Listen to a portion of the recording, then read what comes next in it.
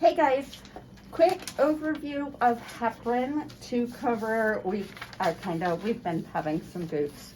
So they have changed the monitoring method for heparin drips. We are now drawing this anti-10A, and the reason why is because it is increased accuracy. Levels are not affected by liver disease, something coagulopathy, and the lupus anticoagulant. Consumptive, that's what that word is. Shorter time to reach therapeutic goal, greater time spent at therapeutic, and fewer adjustments needed. So we don't actually have the protocol in the computer yet, but when your MAR prints, or your MAR will show you everything. We are weight-based, so based on if it's a DVT, ACS, high bleeding risk, or a stroke, will depend on how you program it. We will program everything except the strokes by units per kilogram per hour. So in the EMAR, that is the left-hand box. So when you're initiating heparin, you're gonna start it. If you wanted to calculate your doses, you multiply your weight. This is an adjusted weight patient because their BMI was over 30.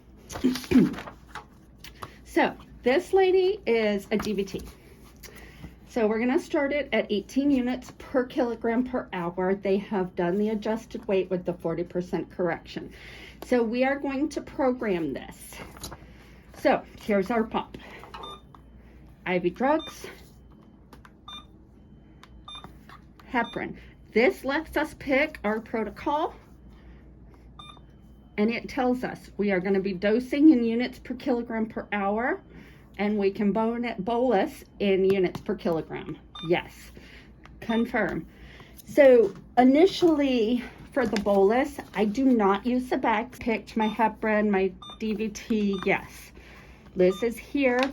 Our patient's weight, 74.1 kilograms. We're going to put that in. This tells us we are dosing in units per kilogram per hour. Next, volume to be infused. You can't go past 250 because the bag.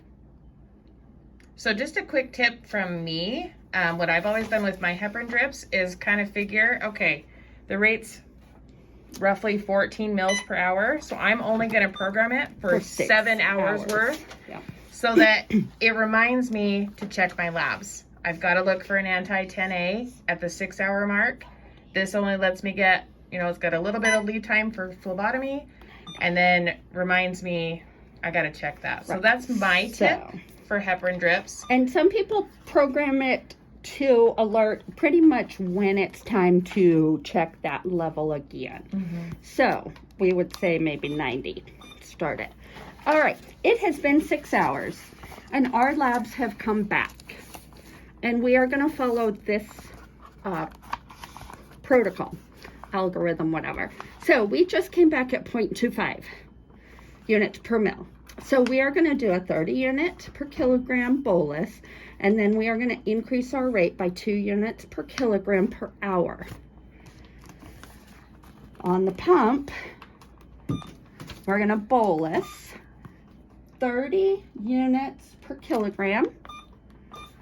And if we click this duration soft key, we can come over here and do a rapid bolus, and that will go super fast, so that you don't have to wait for that bolus to finish. Once the bolus is done, so now I need to increase my rate by 2 units per kilogram per hour because we're at 0.25. So instead of changing my rate like we used to, I'm going to change my dose and increase it by 2 to 20. Start. Order my lab for 6 hours. Now that's the difference, and that's where we used to change the left box in the EMAR. No, we used to change the right box. I'm sorry, you guys. Now we're going to change that left box and leave it in kilograms, units per kilogram per hour, except on the strokes. The strokes, we still have to continue to do it the old-fashioned way, units per hour. Thank you guys. Bye.